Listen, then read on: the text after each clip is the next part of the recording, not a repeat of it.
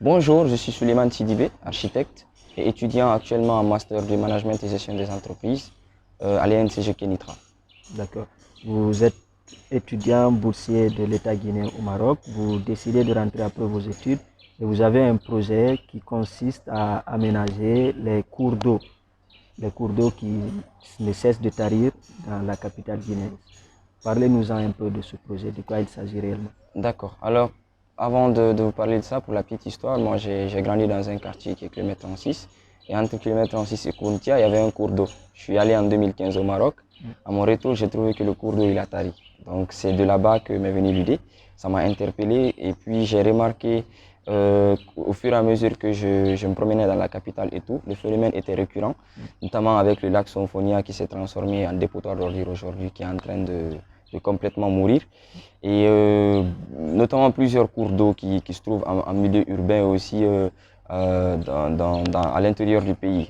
À titre d'exemple, le fleuve Milo et beaucoup d'autres cours d'eau qui sont aujourd'hui en train de tarir par le biais de l'exploitation minière. Donc en gros, pour poser le problème, c'est que nous sommes le château d'eau de l'Afrique de l'Ouest, sauf que le constat amer qui est fait aujourd'hui, c'est que les cours d'eau sont en train de tarir. Et si on ne prend pas bien les taureaux par les cornes, nous allons finir par le regretter parce qu'un jour, ces cours d'eau vont tarir et ça y va de l'effet du changement climatique, etc. et tout ce qui va s'en suivre. Parce que si les cours d'eau tarissent, on aura un problème qui est lié à l'agriculture parce qu'il y a beaucoup de personnes qui font de l'agriculture urbaine à travers ces petits cours d'eau, ces petits lits de marigots qui ne le font plus. Et si ça continue à petite échelle comme ça va se répercuter sur les grands cours d'eau.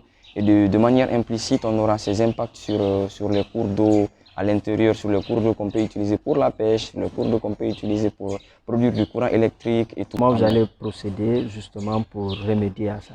D'accord, alors moi je suis parti sur une solution très simple. Premièrement, dans toute chose, il faut de la volonté politique. Donc aujourd'hui, il faut que l'État se classe ou se mette dans une perspective globale de protection de ces cours d'eau en créant des textes de loi spécifiques à ces cours d'eau. La solution que moi j'ai proposée à l'État dans ce sens, c'est de prendre ces cours d'eau et les classer en zones humides d'intérêt national. C'est-à-dire qu'on va les appeler zones humides d'intérêt national. Ce sont des zones humides dans lesquelles il n'y aura pas de construction. Ils vont rester naturels et personne ne pourra en faire ce qu'il veut. Donc ça c'est côté État, créer des textes de loi, créer une direction ou en tout cas une section qui va être complètement dédiée à ces cours d'eau, qui va suivre les cours d'eau, qui va évaluer le nombre de cours d'eau qu'on a, qui va évaluer l'état d'évolution de ces cours d'eau. Tout ce qui s'ensuit en tout cas en termes de gestion de ces cours d'eau, il faut qu'il y ait une volonté politique avec des textes réglementaires dans ce sens. Maintenant, pour ce qui est des cours d'eau, dans ce classement, on pourra les classer en fonction de l'utilité qu'ils ont et en fonction du volume de quantité d'eau qu'ils ont. Par exemple, à l'intérieur du pays, il y a des cours d'eau qu'on peut classer comme cours d'eau à caractère agricole, c'est-à-dire que ce sont des cours d'eau qu'on peut utiliser pour faire de l'agriculture. Et faire un autre classement qu'on va appeler les cours d'eau à caractère piscicole, où on peut faire de la pisciculture, de la saliniculture, etc. etc., etc. Classer les cours d'eau en fonction de leurs besoins et puis partir aussi sur les cours d'eau avec des textes spécifiques, les cours d'eau en milieu urbain. Et pratiquement, les cours d'eau en milieu urbain doivent être utilisés comme espace public, tout simplement. Parce que pourquoi les cours d'eau l'eau n'appartient à personne. L'eau est publique. Donc je suppose que les espaces, en tout cas les berges qui se trouvent à côté de ces cours d'eau, même si ces berges appartiennent aux gens, je pense qu'aujourd'hui qu'il faut les transformer en espace public parce que la notion d'espace public qu'on a créée ne s'est pas inscrite dans cette vision aujourd'hui. Et on sent une évolution démographique et on n'a pas d'espace public. Et si on continue comme ça avec l'exode rural et tout ce qui s'ensuit, on va se retrouver un jour où chacun va être cloisonné chez lui, on n'aura pas d'espace public. Donc aujourd'hui, l'idée première qui est là, c'est d'utiliser ces cours d'eau, les berges de ces cours d'eau comme espace public, parce que si on le fait, on participe non seulement à faire cohabiter la nature et l'humain, et en même temps on participe aussi à la protection de ces cours d'eau en milieu urbain.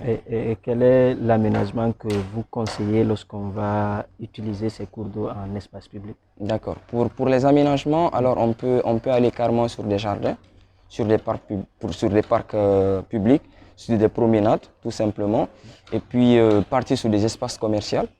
Même si on veut construire au niveau de ces cours d'eau, on peut construire mais en hauteur.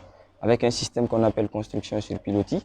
On va venir installer du commerce, installer des restaurants, installer tout ce qui est d'utilité publique et qui ne va pas nuire en fait à ces cours d'eau.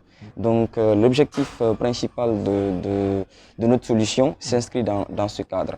Transformer les cours d'eau en espace public parce que ça va non seulement participer à créer une sorte d'ancrage entre les quartiers qui sont séparés parce que la plupart des cours d'eau sont situés entre deux quartiers, généralement en milieu urbain. Et ces deux quartiers sont totalement séparés. Mais en créant un espace public entre ces deux quartiers, on participe à créer une sorte de cohésion sociale entre deux quartiers différents.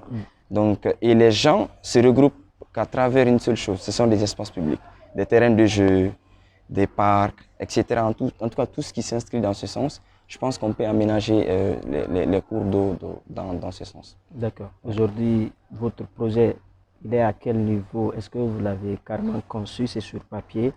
Est-ce que vous êtes parti vers les bailleurs de fonds pour leur expliquer? Pour le projet, aujourd'hui, on a fait la conception et tout. Et puis, on a développé des solutions annexes à côté de ça. Sauf qu'on n'est pas allé très en profondeur parce que c'est un modèle qu'on a développé. Et quand on va vouloir implanter le modèle, il faudra faire des études de sol, tout ce qui va avec. Donc ça, c'est dans les détails. Mais si vous voulez, aujourd'hui, on a une conception qui est déjà prête et tout, qui peut être adaptée à toutes les situations et tout. Et à côté de cela, l'année dernière, on avait organisé une conférence pour justement sensibiliser la population parce qu'ils ont transformé aujourd'hui ces cours d'eau en dépotoir d'ordures, chose qui est vraiment très grave pour ces cours d'eau. Donc on a organisé une campagne de sensibilisation dans ce sens et cette année on a tenu une conférence à l'hôtel Kaloum pour justement amener les décideurs à prendre en compte cette problématique parce qu'elle est très importante. Et pour ce qui est des bailleurs de fonds, on lance un appel solennel à tout le monde parce que c'est un projet aussi d'intérêt national mais aussi d'intérêt économique parce que, comme je le disais tout à l'heure, créer des terrains où les gens vont jouer, en donner un petit quelque chose, on peut avoir un retour sur investissement. Créer des espaces de commerce, des restaurants, etc. Ça apporte de l'argent, on a un retour sur investissement. Et puisqu'aujourd'hui, la majeure partie des projets qu'il faut créer, il faut que ça participe aussi à ramener de la ressource, je pense qu'on est dans le bon cadre. Donc on a lancé un appel solennel à l'État pour qu'il prenne en compte tout ce qui a été cité tout à l'heure en inscrivant ces cours d'eau, en ayant de la volonté politique derrière pour protéger ces cours d'eau. Et puis à côté de cela, les bailleurs de fonds pour qu'ils puissent jouer leur rôle qui est de s'impliquer en fait dans le processus de développement du pays.